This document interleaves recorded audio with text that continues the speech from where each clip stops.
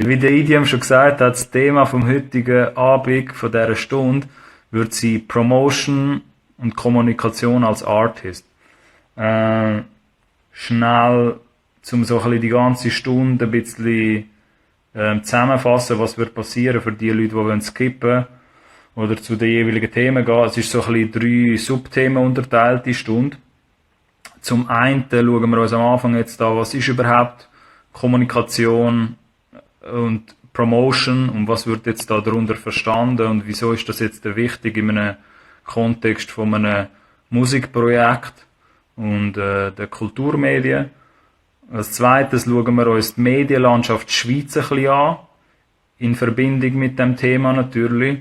Und so ein paar Artist-Lifehacks, wo es Listen gibt zu allen relevanten Medien in der Schweiz. Schauen wir uns dann zusammen an, dass man auch ein bisschen einen einfachen Überblick bekommt, was es dann so für Medien gibt in der Schweiz. Und dann als drittes schauen wir uns an, wie Medienarbeit überhaupt gemacht wird. Message ist auch noch da, geil. Fearless Generation genau, als drittes schauen wir uns an, wie als Künstler dann auch die Medienarbeit eigentlich tatsächlich kannst machen, was du musst beachten, wenn du ein Medium angehst mit deinem Projekt und wie du so einen Pitch könntest machen, einen Medienpitch. Und als viertes, in den letzten so 15 Minuten, machen wir so ein bisschen eine Fragerunde oder eine Diskussion, wenn man Fragen jetzt dazu hätte, wie man Promo kann machen als Künstler oder was da alles dazugehört. Oder ich gebe dann einfach noch ein bisschen mehr Input dazu. Für die da schon dazugekommen sind, Message, das Thema heute, wie du vielleicht schon gesehen hast, ist Promo und Kommunikation. Wir versuchen es gerade irgendwie anzubekommen, dass jemand von euch muss mir schnell helfen, wenn es möglich ist, dass er unten mir eine Frage stellen könnt mit dem Fragekärtchen. Das müsstet ihr irgendwie haben.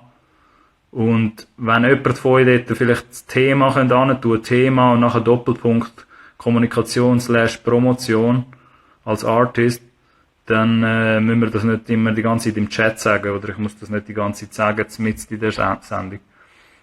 Genau, aber das wird so die heutige Stunde.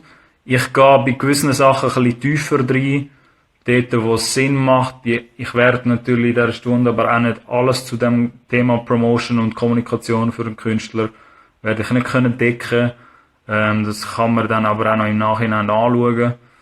Genau. Als erstes jetzt gehen wir so ein bisschen rein, was eigentlich Promotion und Kommunikation ist, was da darunter verstanden wird und wieso das Ganze eigentlich. Das ist jetzt nicht ein Begriff, wo irgendwie aus der Musikbranche kommt. Das ist eher etwas, also Promotion oder halt Kommunikation im Deutschen ist etwas, wo seit eh und je zum Marketing, zum ganzen Marketingprinzip gehört und damit zu tun hat, dass wenn du halt ein Produkt hast in einem Marketing-Sinn oder eine Marke, ist das einer von den Bestandteilen, also Promotion oder das Kommunizieren von dieser Marke und von dem Produkt, ist halt einer von diesen Bestandteilen vom Marketing. Und genauso auch im Musikmarketing genau das Gleiche. Nur dort ist dann das Produkt entweder irgendein Release oder halt der Künstler selber, der sich promotet. Heute aber, oder in diesem Kontext jetzt von dieser Sendung, befassen wir uns eher mit einer Subkategorie von der Kommunikation, also wenn man das jetzt aus Marketing-Sicht anschauen würde, und das ist Produkte Public Relations. Also es sind natürlich ganz viele andere Kategorien, die dort darunter noch zählen, bei Promo und Marketing.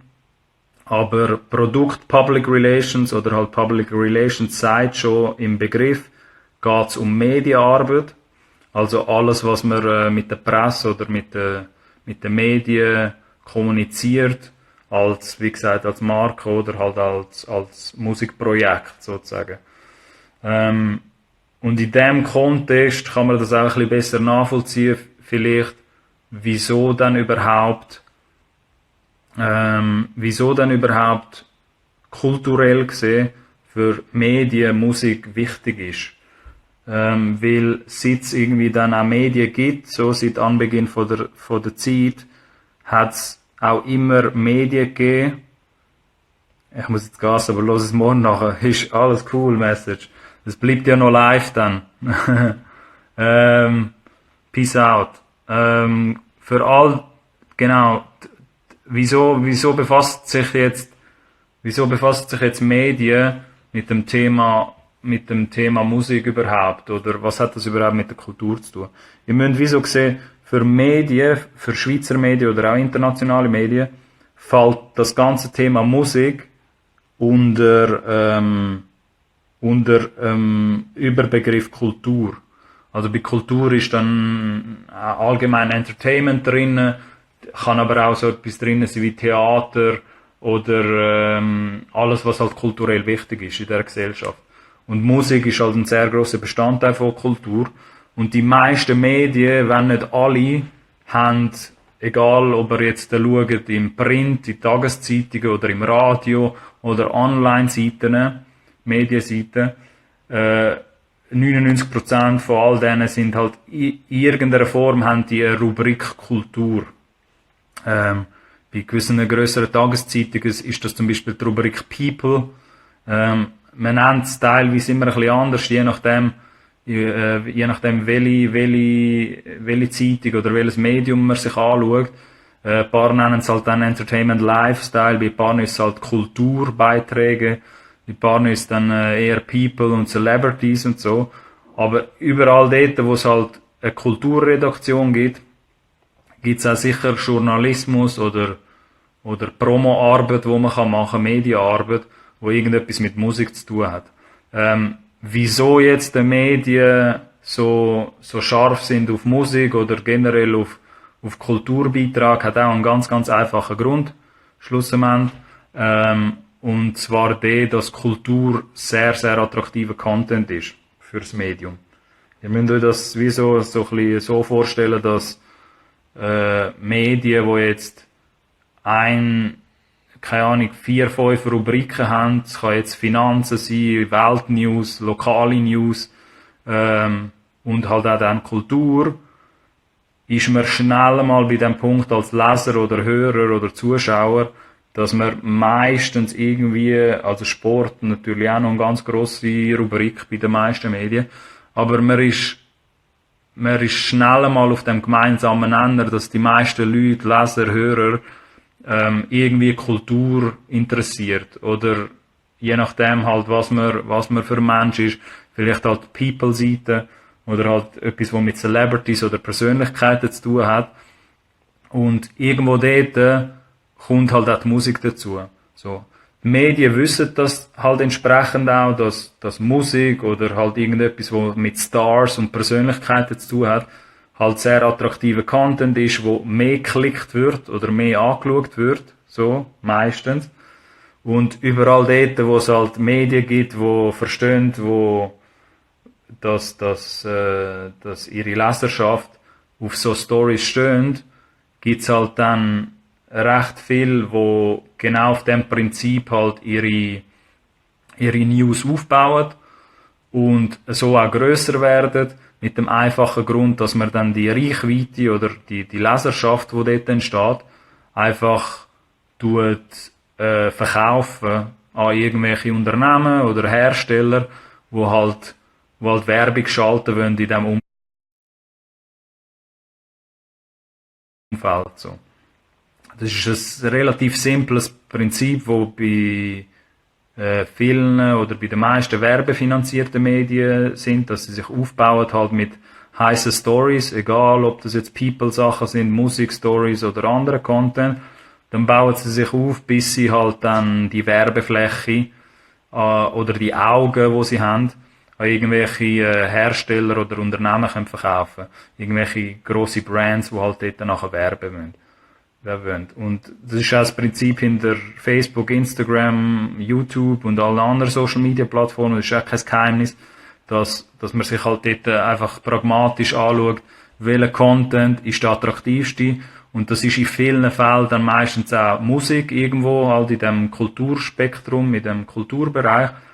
und dass es halt dort auch viele Plattformen oder auch im Social Media Bereich viele Plattformen gegeben hat, wo sich auf dem Rücken von dem Content halt aufgebaut haben, nur zum nachher halt grosse Werbebudgets anzunehmen von diesen Unternehmen.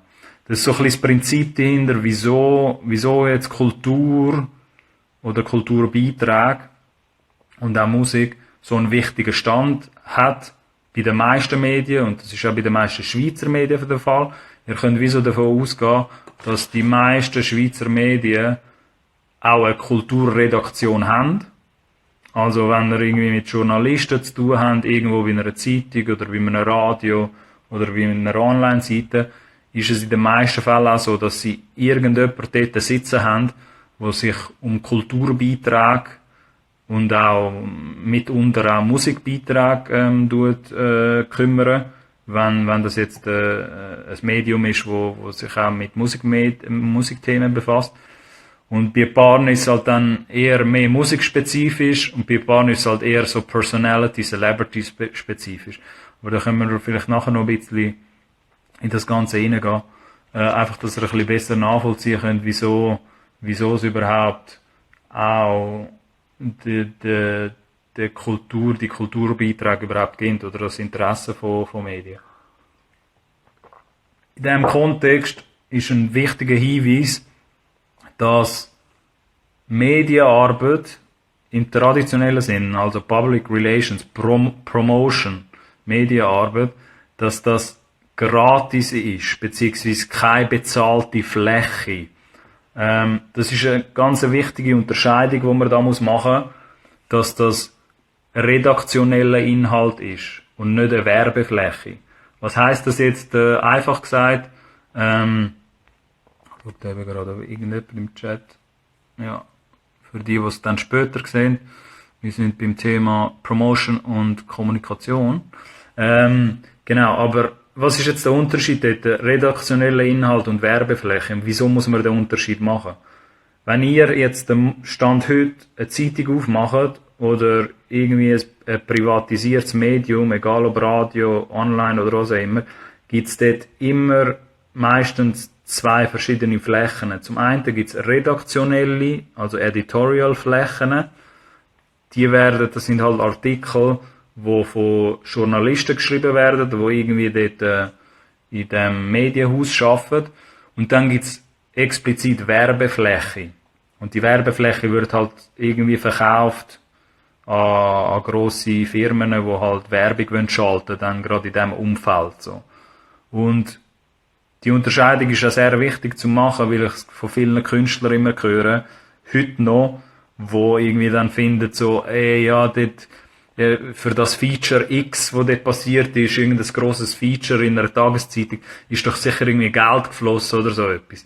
Und dann muss ich immer schnell mal korrigieren und sagen, nein, ist es nicht, weil die meisten Sachen, die ihr seht, die halt wirklich mit Medienfeatures zu haben, also mit Promo-Features, ist überhaupt gar kein Geld geflossen, sondern ist es halt eher, wie der Grund vorher, den ich genannt habe, es ist halt journalistischer Natur oder die Editorial-Leute dort im Hintergrund, die halt einfach Interesse haben, die Story zu bringen, weil sie wissen, dass das einen grossen Effekt würde haben bei ihrer Leserschaft oder bei der Hörerschaft. Und das ist halt nicht das Gleiche, wie wenn du jetzt Geld hättest, weil das könntest du auch machen als Künstler oder jemand, der ein Produkt promotet oder hat. Du hättest jetzt ein bisschen Geld und kaufst dir einfach Fläche irgendwo in einer Zeitung oder in einem Medium. Das geht natürlich auch und das sehen ihr dann amigs auch. Die meisten Medien müssen das natürlich, also das heisst die meisten, alle Medien müssen das eigentlich deklarieren als Werbefläche. Und ihr werdet dann dort sehen, wenn es natürlich Artikel sind, wo nicht redaktioneller Inhalt ist, dann steht dort auch amigs gesponserter Beitrag, habt ihr sicher schon gesehen, oder Sponsored Content. Und das sind dann Artikel, die nicht redaktioneller Natur entstanden sind, sondern da hat sich halt jemand eingekauft. Und das gibt's halt auch. Im Kulturbereich oder im Musikbereich ist das wie so in den wenigsten Fällen nötig, so jetzt aus Künstler- oder Labelperspektive, weil, wie gesagt, der Content so attraktiv ist, dass du dich halt nicht einkaufen musst. Wir müssen wie so gesehen, aus Medienperspektive, gibt's halt Content, wo für sie gar nicht sexy ist. Irgendwie, keine Ahnung, wie halt ein Schuh hergestellt wird in einer Schuhfabrik. Wenn du jetzt nicht gerade irgendein grosser Mega-Fashion-Brand bist, interessiert das kein Leser oder kein Hörer. Und so Leute, dass die halt Artikel bekommen, redaktionelle Artikel, müssten sie sich mit so einem Sponsored-Beitrag eigentlich einkaufen, so. Aber weil halt die meisten Medien, das Thema Musik oder Musiker und Personalities und alles, was mit Kultur zu tun hat, als spannend findet, entstehen sowieso redaktionelle Inhalte dazu. Und für die wird halt auch nicht gezahlt. Also da fließt auch überhaupt gar kein Geld. So, wenn da irgendein grosses Cover-Feature passiert, wo ihr seht in einem Magazin oder so, ist das meistens so, weil die Journalisten dort in dem Haus Interesse haben, das Thema zu featuren, aufgrund davon, dass es halt draussen der Künstler eine hohe Nachfrage hat oder dass mega viel Leser interessiert oder Hörer. Das ist bei Radios genau gleich so, Online-Seiten genauso. Dass es dort wirklich die Unterscheidung gibt zwischen Werbefläche, explizite Werbefläche und halt redaktioneller Inhalt, wo reine Promo ist, reine Promotion und gratis bekommst. So, auch als Künstler. Genau. Ich werde da sicher auch zu gewissen Sachen, wo ich da jetzt bei dem Thema Promotion und Kommunikation nicht mega tief reingehen kann, werde ich sicher auch noch auf dem YouTube-Channel Collab Podcast auf YouTube, werde ich dort vielleicht eine tiefere Folge machen, wo ich so ein bisschen alles highlighte, weil wir da jetzt nur so ein bisschen 2-3 Unterpunkte anschauen können von dem. Aber genau, das ist jetzt alles ein bisschen so drum gewesen, wieso eigentlich Kulturbeiträge oder Musikbeiträge spannend sind für Medien und was es mit Promotion auf sich hat. Als zweites, jetzt ist das, kann man halt sagen, ja, ist es immer noch hure kryptisch, das Thema Medienlandschaft Schweiz, beziehungsweise wo soll man jetzt dort anfangen oder wie soll man jetzt wissen, wo es etwas gibt oder wenn man jetzt die Musik könnte schicken, wenn man jetzt den Bock drauf hätte, selber sich zu promoten oder selber an einem Medium etwas zu schicken. Als zweites schauen wir uns genau wegen dem so ein bisschen die Medienlandschaft Schweiz an. Und da gibt's auch einfacherweise ein paar Listen, die ihr online findet, die ich euch nachher schnell zeigen werde. Und die könnt ihr auch später nachher, wenn ihr den Stream irgendwann anschaut, könnt ihr die auch alleine noch abchecken oder euch die Listen rippen. Es gibt nämlich dort so einen ganz einfachen Lifehack oder einen Trick, wie man an aktuelle Listen ankommt, was es überhaupt für Medien gibt in der Schweiz. Dort kann man so ein bisschen zuerst einmal unterscheiden, was gibt's eigentlich für Medienformen. Und das ist relativ einfach zu unterscheiden. Es gibt halt Print, also alles, was mit Zeitungen und Magazinen zu tun hat. Also schriftliche Magazine oder Zeitungen. TV ist jetzt für die Folge da überhaupt gar nicht relevant, so, darum gehen wir dort auch nicht tiefer rein. Dann gibt's Radio. Alles, was regionale oder grössere privatisierte Radios wären oder halt die SRG-Gruppe, was staatliche Radio ist oder SRF und Konsorten. Und dann gibt's Online. Und unter Online gehen halt alle Webseiten und Blogs, wo irgendwie Online-News von der Schweiz gebracht werden. Und technisch gesehen müssten dort auch Social-Media-Channels gehören dort eigentlich auch dazu. Unter dem Bereich Online. So, das sind so die 4 Formen oder 4 Medienformen, die es gibt, wo so die grösseren sind, die auch in der Schweiz ja Mainstream-mäßig oder traditionell gesehen am meisten Reichweite generieren. Und welche expliziten Medien gibt's halt jetzt? Weil das sind natürlich nicht nur 1-2 Medien, von denen wir da reden, sondern ein bisschen mehr. Und für das gibt's halt eine einfache Art, wie man auf die Infos kommt oder die Listen. Und zwar müsst ihr euch vorstellen, dass für jede Medienform oder jede Medienart, die es da draussen gibt, gibt's halt Marktforschungsinstitut oder halt Medieninstitut, wo ihr Job ist, und für das werden sie halt auch gezahlt, dass sie halt alle Daten zusammensuchen, welche Medien es überhaupt gibt in der Schweiz und wie groß ihre Leserschaft oder Hörerschaft ist, für halt all die Unternehmen und Hersteller, die halt interessiert daran sind, einen Überblick zu bekommen, welche Medien es halt dann da überhaupt gibt in der Schweiz oder welche überhaupt relevant sind. Und es gibt so verschiedene Medieninstitute, wo sich um verschiedene Arten oder Formen von Medien fokussiert haben. Und ich gehe jetzt mal 3 durch, die ich euch hier auf dem Screen zeigen würde, wo ihr nachher für euch selber auch könnt schauen könnt, welche Medienlisten es überhaupt gibt. So. Ich schalte jetzt mal die Kamera schnell über, dann seht ihr das. Jetzt ist natürlich der Screen gerade black geworden. Ich hoffe, man sieht das jetzt einigermaßen. Zum ersten ist da erwähnt Mediapulse. So, Mediapulse ist halt eben einer von diesen Instituten, wo sich vor allem, ihr seht es da oben, auf TV- und Radiozahlen spezialisiert haben. Und bei Mediapulse könnt ihr, wenn ihr da ganz pragmatisch auf den Über uns Tab geht, seht ihr da irgendwann einmal Jahresbericht und Semesterzahlen. Dann klickt ihr dort drauf und dann scrollt ihr ein bisschen runter und dann geht ihr da auf Jahresbericht 2008 bis 2018 und dann kommt ihr auf eine PDF-Liste, die mehrere Seiten lang ist. Also es sind irgendwie 60 oder 70 Seiten und da stehen auch ganz viele andere Sachen drin, aber Mediapulse hat so alle Radiodaten und alle TV-Daten zusammengesammelt, die irgendwie in irgendeiner Form in der Schweiz relevant sind. Und auf Seite, kann ich euch gerade sagen, da mit der Maus, auf Seite 66 seht ihr da unten, auf dem PDF, werdet ihr dann eine Seite sehen, wo steht Radio in Langzeitvergleich, Privatradios in Verbreitungsgebieten, Reichweite in Tausenderzahlen.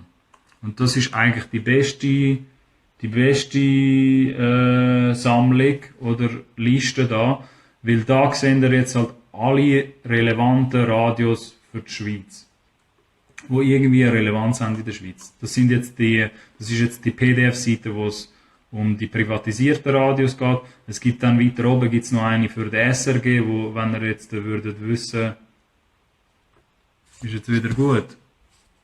Ui, ich hoffe, man hört das jetzt so einigermaßen. Vielleicht ist es auch meine Hand. Genau. Und die Liste ist auch so ziemlich vollständig. Die könnt ihr dann selber mal anschauen. Wie gesagt, das findet ihr auf mediapulse.ch. Puls auf Englisch geschrieben. Und das Geile daran ist, ihr seht da auch, das ist nach Regionen unterteilt. Also seht ihr da jetzt auch, wenn ihr halt in Winterthur sind oder im Aargau Mitte, Innerschweiz oder wo auch immer ihr steckt, seht ihr natürlich auch alle regionalen alle regionalen Radios. Und da, die letzte Sparte kann man sich dann auch noch anschauen, wenn man jetzt so in Nerd-Modus gehen will. Bei 2018 stehen natürlich dann auch die aktuellen Hörerzahlen drin. Und so kann man so ein bisschen ausmachen, welches halt die grössten Radios sind. Genau. Zum Beispiel in Bern, weil wir jetzt vielleicht auch noch ein paar Berner haben, die dazu schauen, sehen wir halt dann, dass es dort mehrere Radios hat, die relevant wären. Und da findet ihr halt wirklich alle auf einer Liste. Am besten rippt ihr euch die, also jetzt nicht von dem IG, sondern schaut euch das dann selber an. Und genau, so wird man nachher ziemlich schnell mal auch merken, okay, man wohnt jetzt irgendwo in Basel oder Luzern oder halt Bern und weiss dann sofort, welche Radios würden überhaupt für mich in Frage kommen, wenn ich jetzt Promo machen mit meinem Musikprojekt, so, als Künstler. Genau, das ist Mediapulse, alles zu Radiozahlen. Dann gibt's ein weiteres Institut und das ist wemf.ch. Ich weiss nicht, für was die Abkürzung steht, aber again, auch die Medienzahlen sammeln und die machen es zu Zeitungen und Magazinen. So. Und da kann man da oben dann, wenn man dann auf der Seite ist, ich weiss nicht, sieht man das schnell, wemf.ch, kann man dann da oben das Dropdown-Menü aufmachen. Dann kann man da auf Download Center, glaub, oder macht es einfacher, sorry, geht da dann auf Total Audience und dann da auf Download Center wiederum. Ich hoffe, das hört man jetzt auch, was ich da sage, aber eigentlich ist der Screen jetzt wichtiger als das, was ich sage. Und dann geht ihr da auf Broschüre Total Audience 2019. Und dann geht ein anderes Feld auf und das sind auch lauter Seiten da in einem PDF. Und wenn ihr da nachher ein bisschen scrollt, werdet ihr da eine Liste entdecken, wo es um Tageszeitungen und Magazine geht. Wiederum auch mit, da stehen auch noch ein paar Daten drin, mit Leseranzahl. Das ist im Tausiger-Bereich, so viel man ist, beziehungsweise im Millionenbereich, je nachdem, welches Medium sich man anschaut. Und da sind jetzt alle Medien, alle Tageszeitungen, oder Zeitungen generell, Wochen-, Monats- oder Tageszeitungen und auch Magazine aufgelistet. Und die Liste ist auch sehr lang, wie ihr seht. Und da wiederum sind dann auch regionale, also lokale Zeitungen oder Medien drinnen und halt auch nationale, die ein bisschen grösser wären. Und das Geile auch die aus der Westschweiz findet man da auch. Wenn man jetzt dort ein bisschen Promo machen mit seinem Musikprojekt, dann findet man da recht schnell eine Auflistung von allen Medien. Und auch da wieder, bei den Printmedien, kann man dann, wenn man jetzt eins gesehen hat, wo einen interessiert oder in seiner Region tätig ist, kann man halt meistens auf der Seite von dem Medium findet man halt irgendeine E-Mail, wo es dann eine Redaktions-E-Mail hat, wo man halt dann könnte anschreiben. Genau. Und als letztes gibt's dann noch, weil ich euch da jetzt auch nicht hure mit Zahlen will, noch vollballern, gibt's die Seite Netmetrics, net-metrics.ch, und da könnt ihr dann die aktuellen und zertifizierten Traffic-Daten 2019 anschauen. Und dann kommt ihr auch auf eine ganz geile Seite, und zwar findet ihr da, sieht man jetzt vielleicht nicht hure gut, aber seht ihr da alle Online-Seiten, wo irgendwie Relevanz haben in der Schweiz. Also alle Schweizer Seiten, das sind nicht internationale Seiten drin, sondern Schweizer Medienseiten, die irgendeine Relevanz haben. Was ich dann nachher mache, da ist auf Filtern nach Unique Clients, wo die Grösse von oben nach unten sehen, also die, wie viel einzigartige Leute da drauf sind monatlich. Und dann seht ihr da auch eine Liste, wie ihr da seht, SBB ist gerade voll am Gewinnen, weil die gerade die Ersten sind, wegen all diesen Tickets, die da gemacht werden müssen, wahrscheinlich. Und dann seht ihr da SRF 20 Minuten, Blick online, NZZ, basically alle Online-Seiten, News-Seiten oder sonstige Seiten, das sind nicht nur Medienseiten drin, die irgendwie eine Relevanz haben an Traffic in der Schweiz, findet ihr da dann wiederum auf Netreport. Also eigentlich netmetrics.ch und nachher kommen wir halt eben in den Netreport. Genau. Jetzt würde ich wieder zurückgehen. Passend dazu hat sich der Miller Live da eingewunken. Winken wir mal schnell zurück. Ja, vielleicht muss ich das mit dem Kärtchen muss ich irgendwie anders lösen, Idiom. Genau. Aber, für die das nachher erst später sehen oder ein bisschen durchskippen, wir befassen uns in der halben Stunde, wo uns noch bleibt, mit dem Thema Promotion und Kommunikation als Künstler, was das überhaupt ist und wie man halt als Künstler selber da Medien könnte angehen. Und jetzt habe ich euch so ein bisschen die Liste gezeigt, oder die Lifehacks, wo ihr euch selber die Listen könnt rippen. Wenn ihr jetzt müsstet wissen, welche Medien sind in der Schweiz relevant und welche halt nicht, Und jetzt ist es natürlich, jetzt wo man es hat, geil, sicher Idiot. Thema Kommunikation, Promotion als Artist, genau.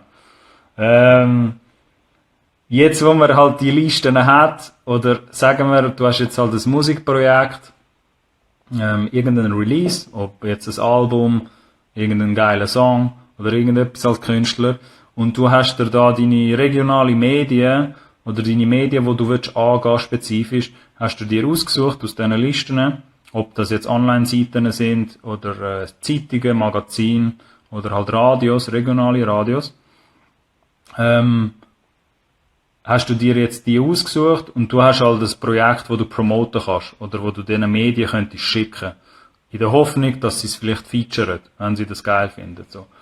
Was braucht man jetzt, um diesen Medien das zu schicken? So. Ich halt vorher, und das habe ich vielleicht am Anfang natürlich nicht gesagt, ich halt auch lang, wo ich noch bei der Warner Music gearbeitet habe, als Product Manager, habe ich halt für sehr viele internationale Künstler, die wir hatten hier in der Schweiz, nicht nur die Vermarktung gemacht, das ganze Marketing, sondern halt auch die Promotion, also alles, was halt mit der Medienarbeit zu tun hat.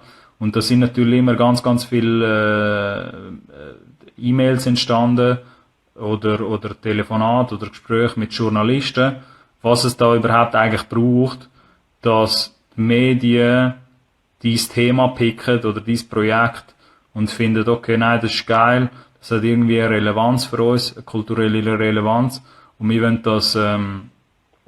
das bringen in unserem Medium. So. Dort hat man im traditionellen Sinn immer von so einem Presskit geredet. Ein Presskit, müsst ihr euch vorstellen, ist so etwas wie eine Promomappe. Eine Promomappe, wo alle Infos drinnen sind auf einen Blick oder auf einfachem Überblick, wo alles drinnen ist, was irgendwie mit eurem Release oder mit eurem Projekt zu tun hat, wo ihr gerade promoten wollt. Und da ist jetzt dann nochmal jemand Neues, da kann ich auch noch zuwinken, weil ich da jetzt so gerne winke. Und für die neu zugeschaltet haben, da, ihr seht es vielleicht noch im Chat, das Thema heute ist Kommunikation und Promotion als Artist. Und wir sind jetzt gerade beim Subthema, was macht man jetzt, wenn man Medien hat, wo man spezifisch wird anfragen. Ihr werdet, die Story wird nachher auch noch ein bisschen länger im Feed drinnen sein, und dann könnt ihr euch noch anschauen, was wir vorher besprochen haben, wo es so ein bisschen darum gegangen ist, was es überhaupt für Medien gibt in der Schweiz. Da gibt es halt auch Listen, wo man sich rippen kann. Die Idiom wird wirklich zum Chat-Moderator jetzt. Genau, aber jetzt schauen wir uns noch an, wie ich bereits gesagt habe, was es überhaupt alles braucht in einem Presskit. Bevor du also überhaupt irgendetwas machst als Künstler oder als jemand, der im Artist-Team schafft, wo jetzt dem sein Job ist oder der ihr Job ist, Medienarbeit zu machen, bevor irgendetwas machst, ist es ganz wichtig, dass man all die Infos oder die Pressemappe schon vorher parat hat, bevor man überhaupt etwas rausschickt. Aus dem einfachen Grund, weil wenn tatsächlich Interesse daran ist, von dem Medium dich zu featuren, und die schreiben dir zurück und du bist nicht vorbereitet und hast nicht alles beieinander, ob die Musik, Pressefotos oder so, dann kannst du schnell mal so ein Feature verlieren, weil du halt nicht schnell genug hast können reagieren. So. Darum, bevor du überhaupt irgendetwas rausschickst oder Medien angehst, immer sicherstellen, dass folgende Sachen, und das ist halt nicht eine finale Liste, aber das ist so das Minimum, wo ich so in meiner Promo-Arbeit die ganze Zeit gesehen habe bislang, mit Künstlern, was so ein bisschen das Minimum ist, was gebraucht wird, um ein Medium angehen oder Medien generell. Und das ist, wir gehen es nachher auch ein bisschen tiefer rein, aber ich zähle mal da auf. Das ist zum einen der Story-Aufhänger, oder um was es überhaupt geht in dem E-Mail oder bei dem, was du überhaupt am Promoten bist, so, und welche Story du überhaupt am Promoten bist. Dann, obvious, aber vergisst man auch irgendwie schnell einmal zu überlegen, der Audio-Stream, also das, was du promotest, das Künstlerprojekt, als Audio-Stream halt. Ich gehe da noch ein bisschen tiefer rein. Dann aktuelle Pressefotos, ein Short-Bio oder ein Pressetext, ein Link zum Musikvideo oder zu Musikvideos aktuelle, wenn es die gibt. Live-Videos allenfalls, wenn du irgendwie Social Media mäßig so Crowd-Reactions hast, weil vielleicht spielst du halt live sehr oft, kann man das auch immer gerne mitschicken. Und generell einfach ein bisschen Facts und eine Historie, stichwortartige Historie von, oder deine Erfolgsgeschichten von früheren Erfolgsgeschichten und so ein bisschen Key Facts zu dem Künstlerprojekt. Und dann auch unterschätzt man oftmals, um es ein bisschen persönlicher und lokaler machen, ist es auch immer wichtig, lokal aktuelle Argumente mit so ein bisschen Regionalbezug kann man auch immer mitschicken.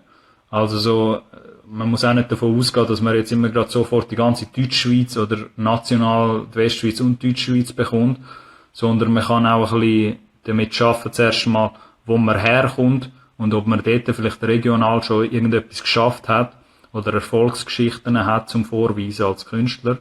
Und dann, als letzter Punkt noch, wird ganz, ganz oft vergessen, wenn man ein grösseres Projekt mitschickt, irgendein Album, nennt den Song, also die Single, wo so Standout-Charakter hat. Also der Song von einem grösseren Projekt, wo man unbedingt hören sollte. Wenn jetzt der Journalist oder das Medium das E-Mail würde aufmachen. Und jetzt von oben nach unten wieder schnell, dass ihr so, gar nicht ein bisschen tiefer schnell, dass ihr es ein bisschen versteht. Der Story-Aufhänger ist eigentlich ganz einfach. Ihr wollt so gut wie möglich am Journalist oder dem Medium die Arbeit abnehmen, dass ihr ein bisschen die Story vorbestimmen könnt zu eurem Künstlerprojekt. Was auch immer die Schlagziele soll sein, die entsteht meistens mit diesen Infos, wo halt in so einem E-Mail dann drinnen ist, wenn du jetzt würdest Medien halt anschreiben. Und da kann man sich halt schon als Künstler ein bisschen die Überlegung machen, okay, mit was für einem Story-Aufhänger, oder man nennt es halt im Marketing-Sinn auch einen Kommunikationsaufhänger, mit was für einem Story-Aufhänger gehst du überhaupt an die Medien an? So, was ist deine Story? Und das können auch 2, 3 einfache Punkte sein, die aber sehr personalisiert sind, auf dich angesprochen. Weil ohne Story oder ohne irgendeinen Catch für dich als Künstler oder für dein Musikprojekt, wieso das jetzt soll spannend sein für das Medium, ist es halt recht schwierig auch für jeden Journalist zu sagen, okay, wieso soll ich das überhaupt featuren? Dann beim Audio oder wenn du Musik mitschickst, auch etwas, wo schnell mal nicht vergessen wird, aber es wird schnell falsch gemacht, keine Musikfiles mitschicken. Also schicken nicht Download MP3s oder so, keine Sau tut mir MP3-Files abladen. Die Redaktionen sind genau gleich, die streamen genauso wie die Musikhörer da draussen auch. Also sind clever und schicken irgendwelche offizielle Streaming-Links weiter. Also wenn die Musik schon draussen ist, dann Streaming-Links von Streaming-Plattformen. Und wenn die Musik noch nicht draussen ist, schicken privatisierte YouTube-Links zum Beispiel als Preview. Aber nicht einfach die Files, nicht einfach die Files und erwarten, dass dann irgendwie ein Redaktor oder eine Redakteurin dort irgendwie eine halbe Stunde dort hockt, oder auch wenn es nur 5 Minuten sind, und sich die Files abladen, weil niemand hat mehr den Nerv dazu, weder den Nerv noch hat jemand Zeit dazu. Später alles spannend, bis gleich. Miller Live, das gibt's nachher sowieso auch noch ein bisschen zum Anschauen, von dem her, peace out, man hört sich. Genau, aber lieber Audio-Streams anstatt Musikfiles schicken. So. Und auch dort gibt's so ein bisschen Unterschied, so, oder kleine Details. Wenn ihr die Möglichkeit habt, einen YouTube-Link zu schicken, anstatt einen Soundcloud-Link, schickt lieber einen YouTube-Link, weil das auch ein bisschen professioneller wirkt, so.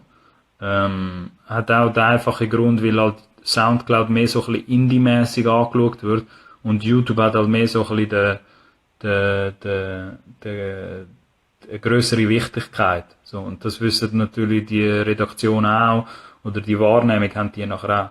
Dann bei den aktuellen Pressefotos ganz einfach richtig gut produzierte oder passende Pressefotos zu dir als Künstler mitschicken. Und Frau Blum ist da jetzt auch noch dazugekommen. Historisch gesehen kennt sie natürlich schon ein bisschen das Thema, weil die Madame, kann man das ein bisschen aufdecken, dass wir dort zusammen auch schon Promo gemacht haben, Frau Blum, oder willst du noch anonymisiert sein? Wir reden halt über Kommunikation und Promotion heute als Künstler und sind gerade bei dem Thema, was braucht man alles in seiner Pressemappe, um ein Medium angehen. Und was soll alles dazukommen? Oder wie die Idiom da schreibt, natürlich Thema Promotion, Kommunikation als Artist. Wir sind gerade beim, was braucht's alles in so einem E-Mail, und ich bin gerade bei aktuellen Pressefotos stehen geblieben. Dass es halt immer gut ist, nicht irgendwelche uralte Fotos vor 2-3 Jahren mitzuschicken, sondern macht euch die Mühe und schickt aktuelle Pressefotos mit, die irgendwie im Kontext stehen oder in Verbindung stehen zu dem Projekt, zum Musikprojekt.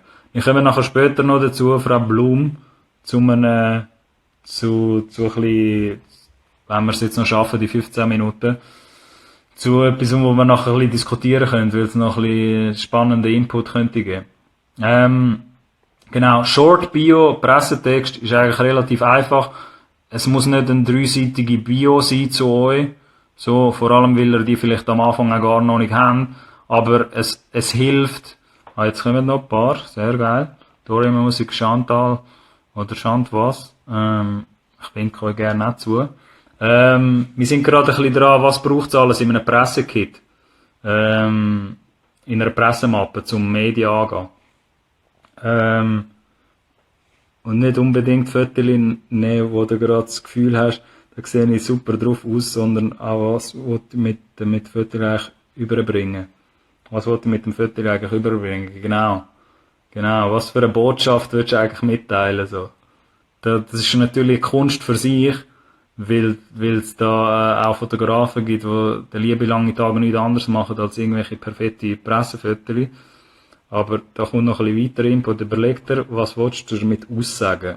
Ganz, ganz wichtig, finde ich auch. So, mach nicht einfach irgendwie etwas Angeschissenes mit einem Foto, sondern überleg dir, wie das soll rüberkommen und die Wahrnehmung, wie die Frau Blum da sagt, im Chat. Genau. Und bei der Short Bio und beim Pressetext einfach einen Text haben, wo so ein bisschen dazu passt und wo irgendwie auch natürlich dein Projekt oder dein Release auch umschreiben tut. Tu das aber auch nicht zu aufbauschen oder irgendwie faken, sondern schreibe tatsächlich das, was irgendwie relevant ist für deinen Fall. Und wenn du das nicht irgendwie selber anbringst, dann hol dir irgendwie Hilfe von einem Schreiberling, der das mit dir zusammen vielleicht machen könnte. Schreib da noch, wer bist, für was stehst, rauchst, trinkst, bist urban, cute, mit, ohne Gitarre, genau. Da kannst du voll reingehen natürlich. Und all deine, ja, wie nennt man das? Eigenschaften. All deine Eigenschaften kannst du ein bisschen, oder deinen Charakter, deine Persönlichkeit kannst du ein bisschen geltend machen lassen. Musikvideos, auch ganz klar so und einfach. Das ist natürlich ein visuelles Mittel, das auch hilft, so. Vergisst man auch schnell mal, wenn man irgendwie einfach irgendwelche Medien schickt, ja, da ist mein neuer Song oder so. Wenn du ein Musikvideo dazu hast, gibt es keinen Grund, dass du nicht das Musikvideo mitschickst. Weil das einfach mehr emotionalisieren tut, als nur ein Audiolink. So. Live-Videos habe ich einfach so ein bisschen die Erfahrung gemacht, wenn man Medien angeht, dass wenn du jetzt jemand bist, der viel live singt, oder tourt, oder was auch immer, und du hast auf Social Media irgendwelche Videos, wo auch mega geile Crowd-Reaction siehst oder so, wie halt Zuschauer reagieren auf die Musik, kann man so Sachen auch ab und zu mal mitschicken, weil das auch so ein bisschen den Effekt hat bei dem Journalist oder bei der Journalistin, okay, wie die Leute eigentlich reagieren auf den Sound, so. Singer-Songwriter Australien, Background, Fragezeichen. Genau, So, wo er dann überhaupt kommst oder was du überhaupt repräsentierst. Sehr gut erklärt da, von der Frau Blum im Chat. Genau, Live-Videos und dann so Key Facts, frühere Erfolgsgeschichten, auch sehr einfach, so einfach kurz und knackig, ein bisschen erklären, was deine Highlights irgendwie künstlerkarrieremäßig schon gewesen sind, wenn du schon gehabt hast. Wenn du keine Künstler-Highlights gehabt hast, dann red halt einfach gesagt vom aktuellen Projekt, das du versuchst zu promoten. Da würde ich mir jetzt auch nicht irgendwie etwas aus der Nase rausziehen, was gar nicht der Fall ist oder gar nicht stimmt. Weil die meisten Redaktionen, die meisten Musikredaktionen bei den Medien haben wie so auch ein bisschen einen Bullshit-Filter oder einen Detektor. Und die wissen mittlerweile auch, wenn du dort schummelst mit irgendwelchen Argumenten, die gar keine Argumente sind. Darum, wenn du eine frühere Erfolgsgeschichte hast, erwähne die stichwortartig, sonst immer vom Aktuellsten ausgehen und das Projekt highlighten, das du gerade promotest. Wie stehst du zu Live-Videos? Also wir gestern haben besprochen, Beispiel Tones and I. Eben, wir haben jetzt nur noch 10 Minuten, aber ich würde da natürlich auch ein bisschen drauf eingehen. Cool, gute Frage. Live-Videos super wichtig. Also es kann ein super wichtiges Hilfsmittel sein, sage ich mal. Weil wenn man jetzt einem Medium nur das Audio schickt oder nur das Musikvideo, bringt das bei weitem nicht das Gefühl über, wie wenn du jetzt live Zuschauer siehst oder das Publikum, das zu dieser Musik reagiert. Darum, wenn man irgendwie Content hat, Live-Content-Aufnahmen, und die hat man irgendwie geil aufgenommen und man sieht halt auch ein bisschen Crowd-Reaction und wie man irgendwie live performen tut, dann kann man so Clips auch ab und zu mitschicken. Einfach nicht als File, so, sondern eher als Social Media Link oder vielleicht irgendwie als YouTube Stream. Wenn ich ein Live-Video sehe, hat das schon auch noch recht einen Effekt, dass der Künstler wirklich verstehst. Verstehst? Berndeutsch natürlich. Voll. Und es emotionalisiert halt wirklich auf eine andere Art, so. Es bringt dir eine Nähe, wo vielleicht gar nicht hast, wenn du einfach das Master hörst oder die Audioaufnahme.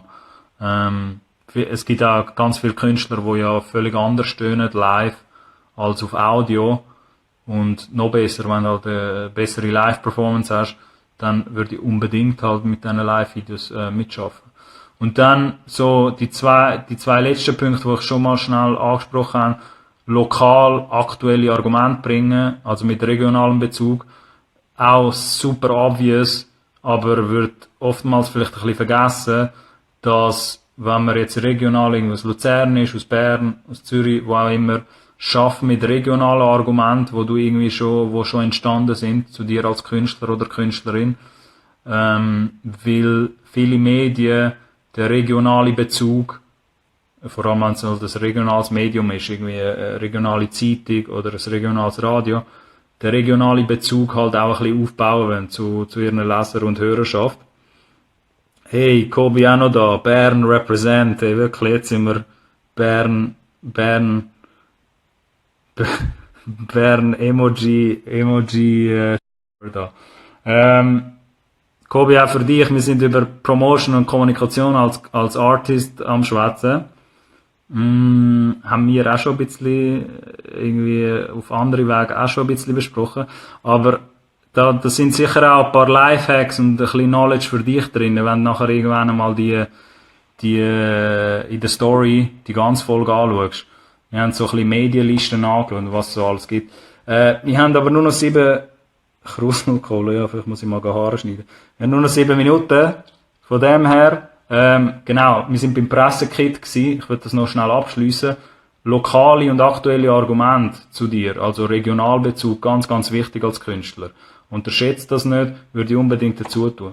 Und wenn an einem und das ist ein kleines Detail, das auch oftmals vergessen wird, wenn du ein Album jemandem schickst, oder einem Medium generell irgendwie ein grösseres Projekt, dann vergiss amix nicht, den wichtigsten Song oder die Single sozusagen auch zu highlighten. Weil ich mir vorstelle, die Medien haben nicht viel Zeit, um sich die E-Mails anzuschauen. Und schon gar nicht, wenn sie irgendwie die Person nicht richtig kennen. Und wenn du es halt schaffst, irgendwie 2 Minuten von der Aufmerksamkeit von der Redaktion zu bekommen, dann mach's wirklich idiotensicher und schick nicht nur ein Album mit irgendwie 12 Tracks und erwarte, dass die alles durchhören, so, sondern sag, hey, look, das sind die Songs explizit, wo ich möchte, dass du die hörst, eben ob das Single ist oder irgendein anderer Focus-Track, wo du als Künstler oder Künstlerin geil findest, dass man wirklich gerade First Impression schnell checkt, um was es geht, so. Genau, einfach die Single erwähnen. No time, be quick, genau. Redaktionen sind die stressigsten Leute oder Journalisten sind die stressigsten Leute generell und haben nicht hure viel Zeit, um sich da etwas anzuschauen. Genau. Für die letzten 5 Minuten, was habe ich da noch? 2, 3 Inputs, genau. Das ist so ein bisschen die Pressemappe oder die ganze Medienmappe gewesen. Again, für die es so ein bisschen verpasst haben, Lord FMJ, hallo, für die letzten 5 Minuten, weil mich jetzt der Instagram irgendwann mal rauskickt. Ihr könnt euch die ganze Folge gerne nochmal anschauen. Es hat ein paar Medienlisten und ein paar andere Lifehacks für Künstler, die ich da ein bisschen erwähnt habe in den letzten 50 Minuten. Als letztes würde ich euch da einfach noch ein bisschen mitgeben, Medienarbeit generell, oder wenn man sich selber promotet, bei Medien, ist so Kunst für sich. Wie kann ich overnight blowen? Go bei dem. Das ist eine sehr gute Frage. Jetzt, die Antwort auf das hast du natürlich, aber die liefere ich jetzt natürlich auch für den ganzen Stream. So etwas wie Overnight Success ist eine Lüge, das gibt's nicht. Es gibt nur Grind und den Build-up und den Boden für sich aufbauen und organisch, hoffentlich organisch, so, möglichst etwas Langfristiges und Nachhaltiges aufbauen, so. Ich finde das eher ein Nachteil, wenn man overnight blowen oder explodieren. Wie das der liebe Jankobi 313 fragt. Es gibt's aber nicht sustainable Word, genau. Es kann es auch geben, so, aber genauso schnell wie du raufgehst, fliegst du auch meistens wieder runter, wenn du das nicht kannst halten. Wenn du aber die Musik hast, hat jetzt auch schon so Themen gegeben, wenn du die Musik parat hast und du bist vorbereitet auf so einen Overnight Success, dann kann es schon funktionieren. Aber bei den meisten ist das leider sehr schwierig. So. Ich würde euch da einfach, die Young, das kommt auch noch dazu, jetzt zum Schluss, ihr geilen Siechen. So, schaut euch die Folge sehr gerne nochmal an, weil da sehr viel Knowledge auch für, wenn man jetzt selber Promo würde machen, schade, ich quitte nicht, Kobi. Ich glaube, du hast da etwas, wo die Welt oder die Schweiz irgendwann einmal braucht. So, ich will nicht quitten an deiner Stelle. Aber was ich euch da noch schnell mitgeben würde, die letzten 3 Minuten, ist eben genau, dass es so ein bisschen Kunst für sich ist, Medienarbeit. Übertreiben nicht, protzen nicht, wenn ihr würdet Medien angehen. Schafft wirklich mit authentischen Argumenten, wo euch persönlich irgendwie umschreiben. Be quick, so, wie Frau Blum das gesagt hat. Nicht irgendwie einen riesen Monolog machen, weil niemand hat, ain't got nobody time for that. Und gehen auch, ganz wichtig, auf Medien zu, die auf deinem Level sind, so. Ich verstehe, dass jeder das grösste Privatradio und jeder wird die grösste Tageszeitung Feature haben als Künstler oder Künstlerin. Aber be humble, gehen erst einmal irgendwie kleinere regionale Medien oder Zeitungen, Radios an, die in deiner Umgebung sind, weil die featuren wahrscheinlich eher als andere. Genau. Oder halt die nationalen, schon gar nicht, so. Würde ich jetzt nicht von Anfang an angehen. Genau, das ist so ein bisschen, es ist viel Infos jetzt in dem Ding, leider nicht so viel interaktive Chat-Talk, so. Hoffentlich können wir das nächstes Mal machen. Für die jetzt das nachher später sehen im Stream, vergessen nicht, ich habe auch einen YouTube-Channel, Collab Podcast auf YouTube. Und wie auch bei dem Instagram-Channel geht es ein bisschen darum, bei dem Collab Podcast, dass Informationen und auch Diskussionen entstehen zu allerlei Themen in der Musikindustrie oder im Musikbusiness. So, für die jetzt da eingeschaltet haben, danke vielmals, dass ihr euch Zeit genommen habt an dem Mittwochabend. Ihr hättet auch etwas anderes machen, so, in dieser Zeit. Ich plane das jeden Mittwochabend am 8 Uhr zu machen, da auf Instagram. Und auf YouTube kommen immer mal wieder vollständige Episoden raus, die nicht in diesem Format sind, sondern eher ein bisschen inhaltsvoller, noch mehr in die Tiefe gehen, noch mehr Nerd-Shit halt. Und wenn euch das interessiert oder ihr Leute kennt, die irgendwie Musiker, Künstler sind, wie da der Youngest oder vielleicht ein Kobe, wo aufstrebende neue Talente sind, dann sharet das gern weiter, so, wenn ihr Bock habt. Und sonst nächsten Mittwoch am 8. bin ich wieder da. Die letzten 30 Sekunden, was soll ich jetzt da noch machen? Merci vielmals für alle, die schnell reingeschaut haben, so. Geile Sachen. Danke. Und, ja, vielleicht rippe ich das nachher und mache ein paar Posts dazu. Mal schauen. Bis bald. Man hört sich dann nächsten Mittwoch oder auf YouTube immer mal wieder. So. Könnt auch dort den Content abchecken. Peace out.